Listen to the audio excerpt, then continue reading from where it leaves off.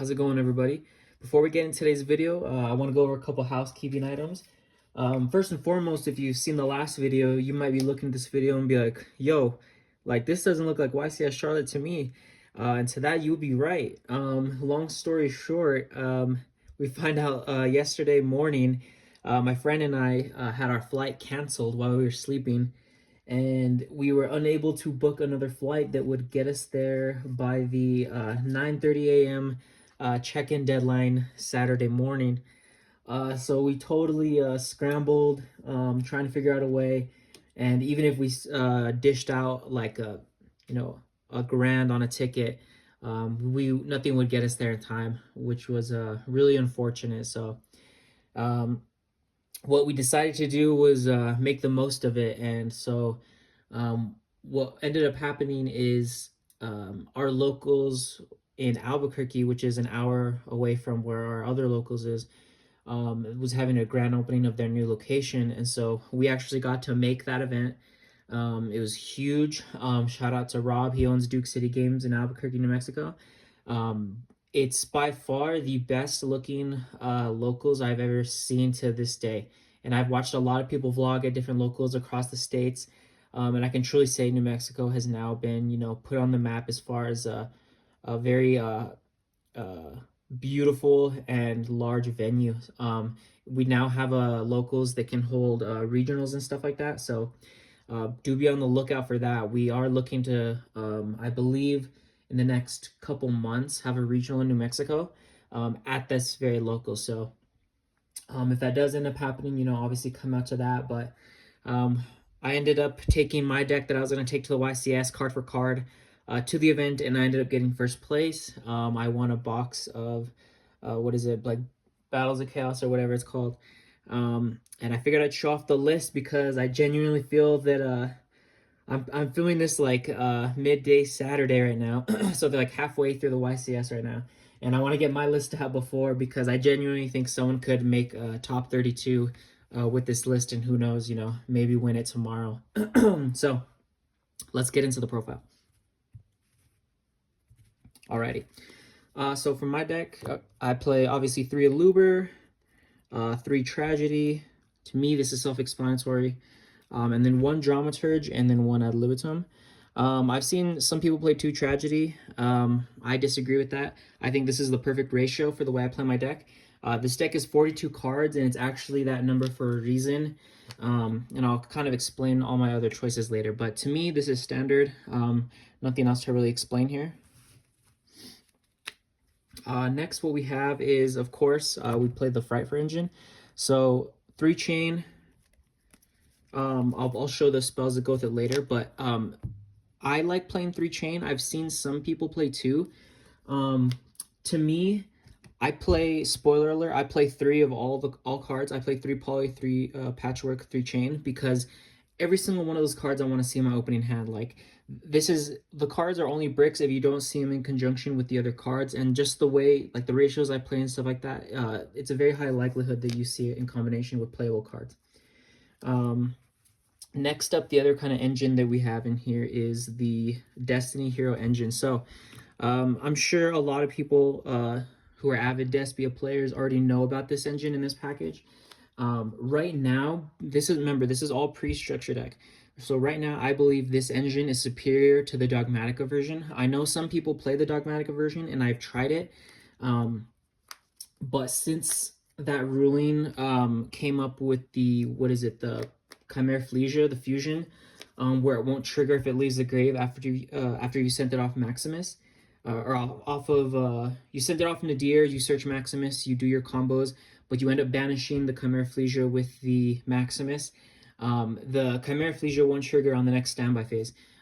If that weren't the case and it would trigger still, even though it was banished, I might have been playing the Dogmatica version of this deck. But since that ruling I've gotten that ruling by pretty much every judge I've asked. So right now, I believe this is the legit and best package to play right now. I'll explain more about this when I talk about the extra deck, but these cards are insane. These cards aren't bricks in this deck. Believe it or not, playing the Dasher and Celestial cards would make the Destiny Hero package bricks. These make your hands like honestly unbrick at times. Next we have the hand traps. So of course we play 3 Veiler. I only played 9 hand traps in this deck. 3 Ogre. Oh, sorry. 3 Ogre. And then of course 3 Nib. So I only played these 9. I was playing 3 Ash before, but I decided to just make my deck as consistent as possible, and so I swapped them for the Veilers. There were several scenarios where Ash being a non-light or dark came up, and frankly, it lost me games. So I decided, you know what, I think Veiler is honestly better than Ash. Not just in this deck for that reason, but it's these 2 cards can be seen in conjunction with Nib to make this a very high impact end trap. And Ash, frankly, isn't like that if you see it in conjunction with Nib. So these are the hand traps I decided to play. I love these. I would not, for the version I play right now, I would not change these hand traps whatsoever. Next up, what we have is the spells. So obviously, you know, 3 branded in red, and then 3 branded opening. I love these cards, guys. I'm telling you. I've got in one of my last rounds. Oh yeah, it was actually my last round, game 3. I opened like insane where I sided super heavy for my last round. I was playing against Drytron, and my opponent, no joke, all 3 games opened Alpha Ben 10 in their opening hand, and then one game also opening Call By. It was insane, and I still managed to win. I lost game 1 and I won the next 2, even through my opponent opening that. But game 3, I sided super heavy, and I only saw Super Poly, and I saw this, and, you know, just like 2 polys and like an Aluber. And I was able to activate in draw phase, you know, summon Tragedy, and then super poly the board, and that got me there, guys. Like, it was crazy. Like, this deck does so much in draw phase specifically.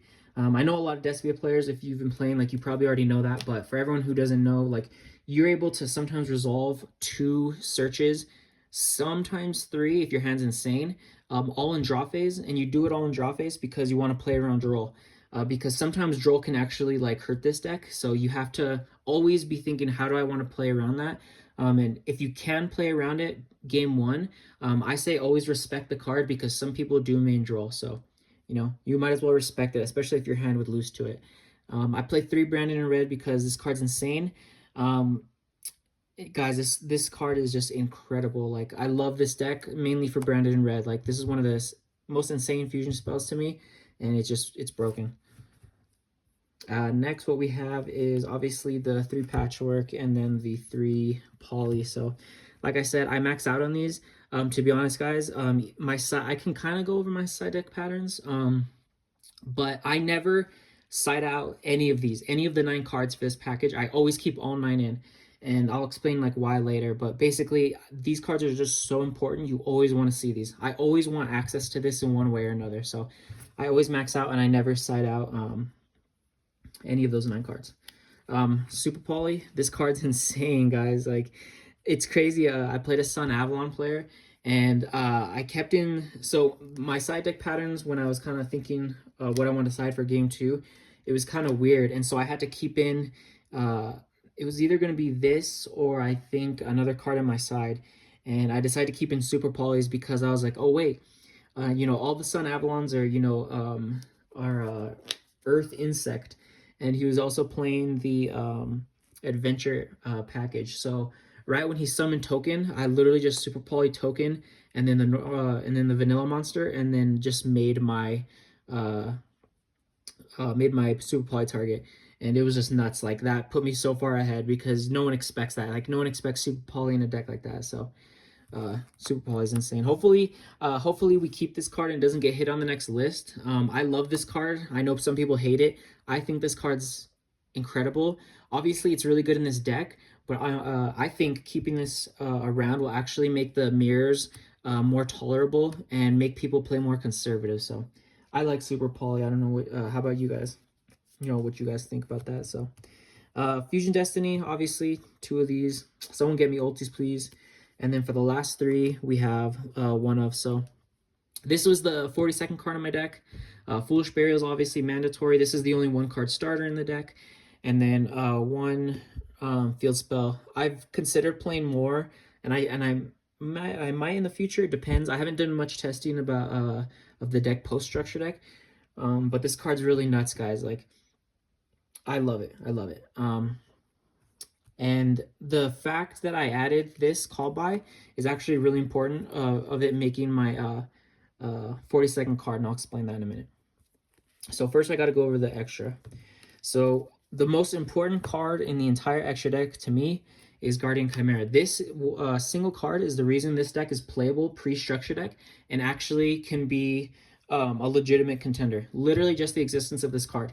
I was able to break Prank Kids boards, like the Prank Kid Brave, all that. I was able to break those boards simply because I opened like Poly, or I think I had like normal chain. I had two other names in my hand, and just being able to Poly, go into Chimera effect, and have the Poly engrave. And my opponent tried to chain Veiler, and I'm like, you can't. Like literally, that can break an entire board for you.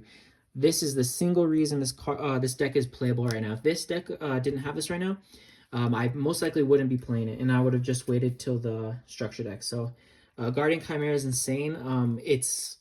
I honestly, if I ever take out the Fusion Destiny package and all that, I would play 3 of this. But if you're competent with the deck, you can get away with 2, and then post structure deck, maybe even 1. So, next I play the 3 Masquerade. To me, 3 right now is mandatory. I don't see why you wouldn't play 3 of these. If you can put up 2, going game 1 blind, I think that's fair. And the way I play, I'm always putting Masquerade in attack mode because I want to play around like my opponent. Yeah, you play into like Lightning Storm and stuff like that, but the fact of the matter is that no one with like a legitimate deck in the meta right now is maining Lightning Storm. And so you put these in attack just to avoid your opponent having like a Zeus line where they have they go into 2 level 3s or something, and then they try and crash into like a defense position monster to make a Zeus. At least if you have this in attack, like unless they're making like number 49 or something, it won't matter. This card's insane. The recursion this card gives you is nuts. I'm always making this. I think I've only gone into 2 yesterday for the tournament. I never went into the 3rd, but a lot of the time in testing, I make the 3rd. And sometimes, if your opponent can crack a board of 2, sometimes making the 3rd, even on like your draw phase the next turn, puts your opponent on like such a, basically a clock, or maybe even not even be able to activate a card. So 3 Masquerade, in my opinion, is the way to go.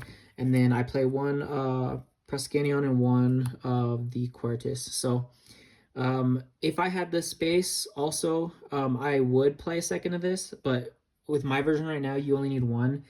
There's only been a couple times I wished I had the second, but because of the Fusion Destiny package, I don't have the room for a second. This card's insane.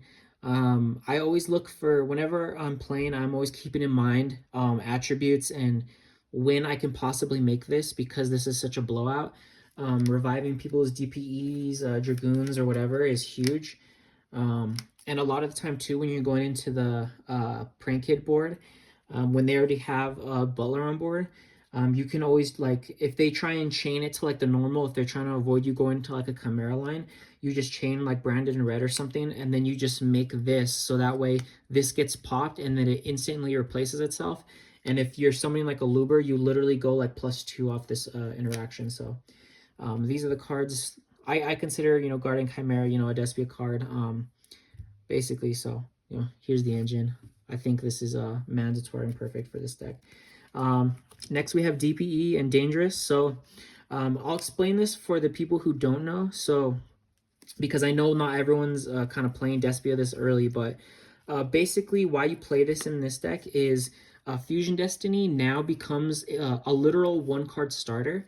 So all Dangerous requires is a Destiny hero plus a Dark. So what you do is, if you have literally no starter to play the game, like you have no Despia cards in your hand, you literally just go activate Fusion Destiny.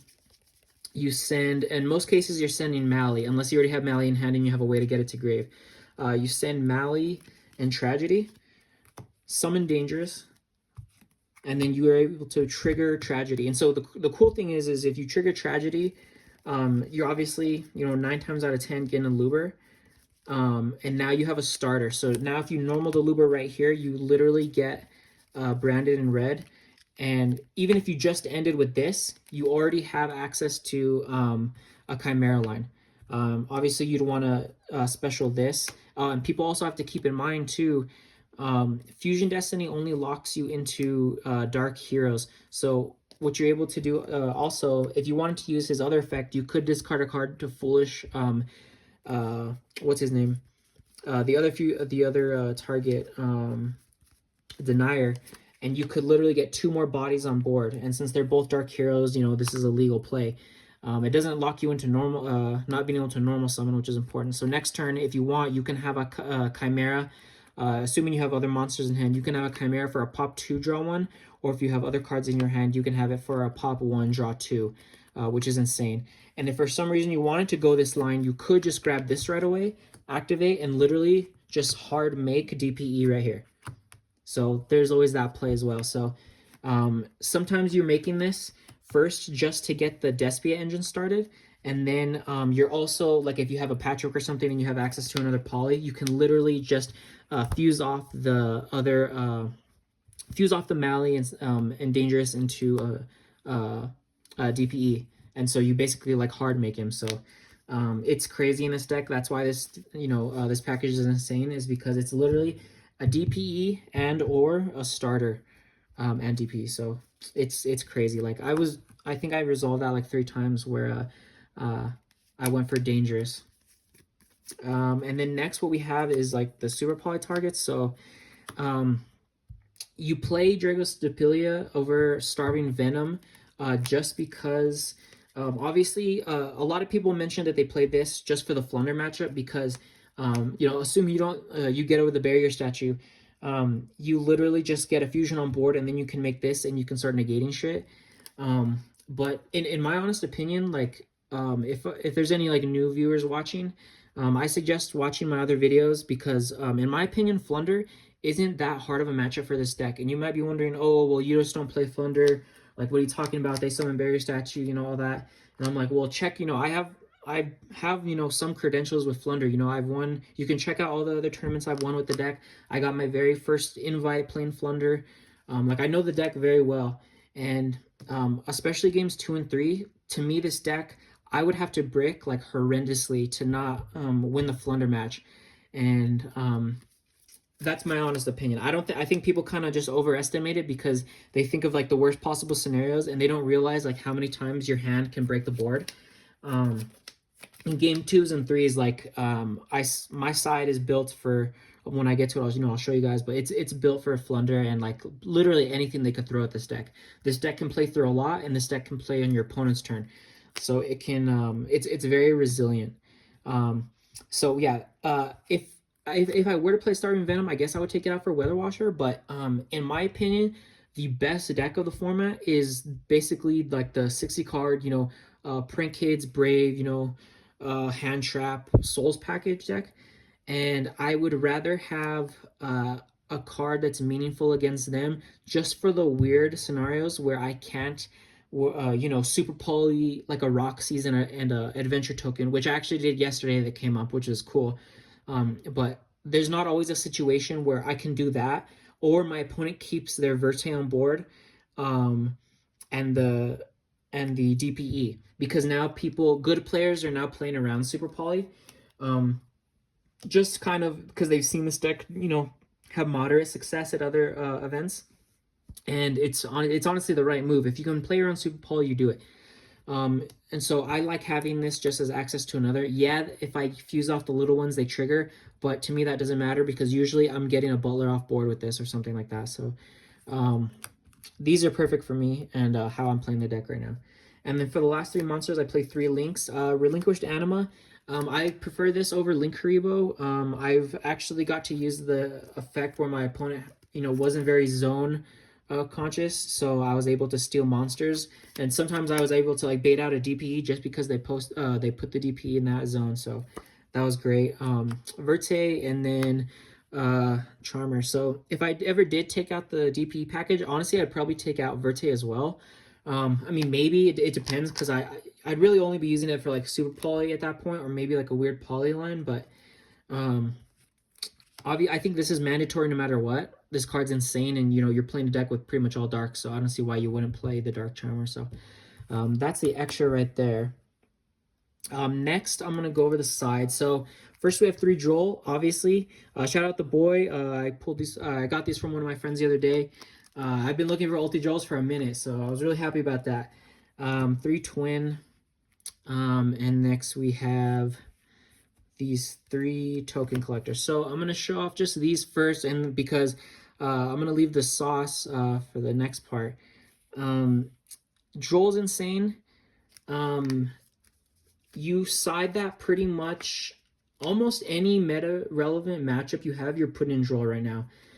Twins just for Flunder, because here's the way I view the Flunder matchup is if I'm going second and I see Twin, if you shotgun that in draw phase, if they full comboed you, you have no hand traps, and you top deck Twin, you literally just Twin, get rid of map and the trap.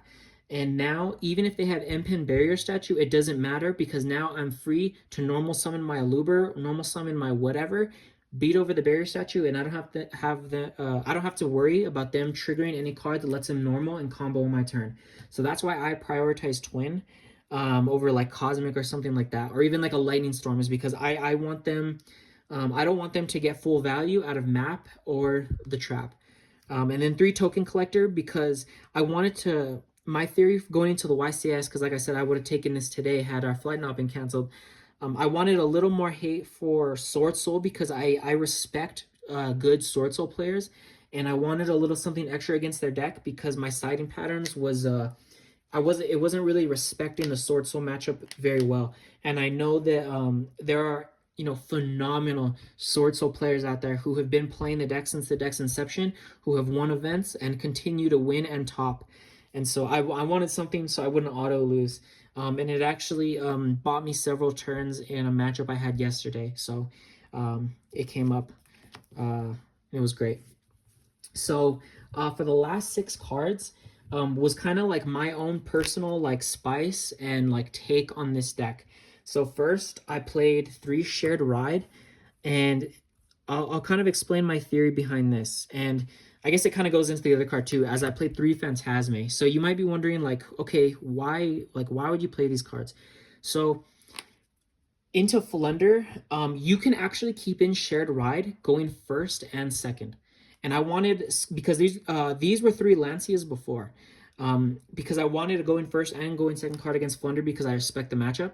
And what this does is it lets you play that going first or second, and almost guarantee a +3 if your opponent wants to make any sort of legitimate board. They basically have to let you go +3. And so what hurts this deck going first is having a hand that sort of bricks to where you can't get your Despia cards going, because you have to remember we don't put up negates in this deck, so you have to you almost have to draw a pretty much above average every time you choose to go first with this deck. And so what these 6 cards allow you to do, because I do put in Phantasme sometimes going first against other decks like Prank Kids, and I actually did and had it come up and it won me the game, is you put these cards in is because not only are these dark attributes, you have to fuse with them, but that lets you play on your opponent's turn and draw cards if you have a brick hand. And because of the amount of hand traps I play, the chances of me starting off with a brick hand but opening these 2 cards, I think on average that's like a +5 going into my deck, and the odds of not seeing a hand trap or 2 are incredibly low. So all this, my theory is if you can play the deck, if you have the cards in hand and you're able to resolve polymerizations and chimeras, you're not losing the game. It's almost impossible to lose the game to me when you're resolving chimera. And so that's another reason why I played these cards, like Token Collectors, is because like if I decide to, I think in some matchups against the Prank Kid deck, I would put in 2 Token Collector going first and then 3 Shared Rides. You're able to draw into this while you're resolving the shared ride, and then activate it later. So you're drawing cards that you can actually activate as you're drawing them, which is important to me. And I still even put in droll sometimes. And you might be saying, oh, but that conflicts. You know, you activate shared ride and you draw droll, whatever. And I'm like, the way I look at it, I'm like, sure, like I don't get any more draws, but the decks I'm playing droll against, you know, like if I'm playing Drytron or something like that, I'm activating the droll and I'm stopping their turn. Who cares if I, you know, don't get, you know, one or two more draws or whatever? Like I'm stopping their turn and I'm playing on the next turn, and I've already drawn, you know, maybe two other cards. So to me, that I'd rather draw droll off this than not at all. And I don't care if it shuts that off, because the decks I'm playing droll against, it'll shut their turn off completely. So one of the things I mentioned earlier about like my siding patterns is basically, watch, let me move to these to the side. I played the Called as my 42nd card because I wanted, a lot of the times you actually side out the Fusion Destiny package when you're going second. So let me grab that and I'll kind of show you guys. So literally, I think in every single meta relevant matchup right now, I'm siding out a guaranteed 6 cards going second. And these are them right here.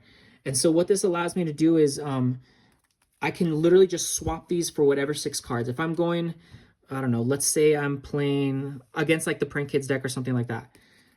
I literally, if I could put in Twin, I don't usually put in Twin for that, but I could if I wanted to. But literally, I'll put in something like this. And then if I want to put in the Token Collectors, I will. But the reason I would prioritize the Phantasma over that is because if you're playing with a big hand in this deck, you can play around pretty much every hand trap, and the actual, you know, like competent Despia players will know what I'm talking about. Like when I say you're able to, you know, resolve 2 to 3 searches in draw phase to avoid droll, and then you're be able to activate your actual poly to make Chimera to avoid imperms and veilers and force your opponent to have a droplet to actually stop it. So this is an easy side out that of 6 cards that makes it very easy when I'm going into game 2s. And another cool thing about keeping the Weather Washer in is now I don't have to worry about siding out the Super Polys when I play against the Prank Kids deck. Otherwise, I would have to also side out these, because this card would be a little more dead than it normally would. Yes, of course, you know, I have the other targets. You know, if my opponent is, you know, like dumb enough and, you know, keeps the Darks on board for me to make, you know, Draco Stapelia or the Mud Dragon, you know, whatever. But this makes it so my Super Poly is like a little more live. And so that allows me to keep that in going second. And so when you like put that on paper, going second against the Prank Kids matchup, the Prank Kids base, whatever, literally this is your going second cards. And this is why I think this deck's insane. I'm playing all of these. So we have 3 Super Poly, 3 Nib, 3 Ogre, 3 Veiler in a 42 card deck. And what makes this deck very special is that these don't brick your hand. And it's because of the existence of Chimera. Literally. So I'm going second against that deck, and I'm like, okay, sweet. I'm sitting nice. That's what, 3, 6, 9, 12, 15, 18 cards in a 42 card deck. You know, if you watched my Dragon Link video when I was playing my the Dragon Link deck I was going to take to the Lubbock Regional, I was playing 18 hand traps in a 45 card deck, and that's a 67% chance of seeing 2. So you can think of the math, you know, off the top of my head. I'm sure that's like 70% to see 2 relevant cards.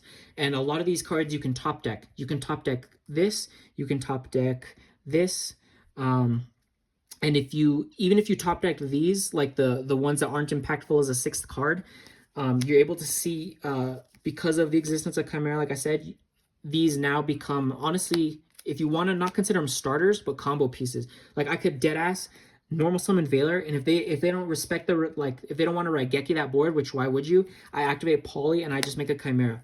And now you can't Veiler, you can't Imper me, and I resolve a Chimera. You know what I mean? So it's crazy to me. So that's the deck. I could go on like a lot about like my theory of how to play this deck pre-structure deck, because it's fun as hell, guys. Like if you haven't tried this deck, I would say play it. It's yes, it's gonna be, you know, insane once we get the structure deck and all that, but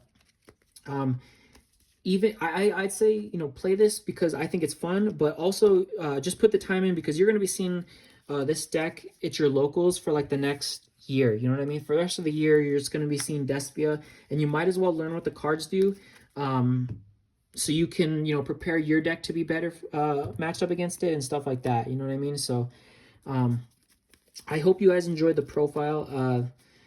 I was super, super unfortunate that me and my friend had our flight canceled. We were really looking forward to going to the YCS. I really wanted to take this deck.